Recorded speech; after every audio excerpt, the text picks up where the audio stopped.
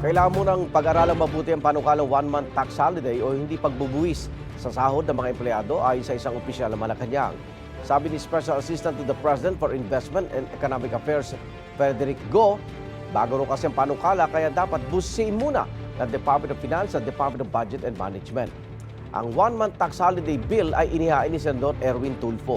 Kung sakali, malaking tulong daw yan sa working population. Inihain ng panukala sa gitna ng kontrobersya sa mga proyekto ng gobyerno kung saan bilyong-bilyong pisong pondo ang umano'y nalustay.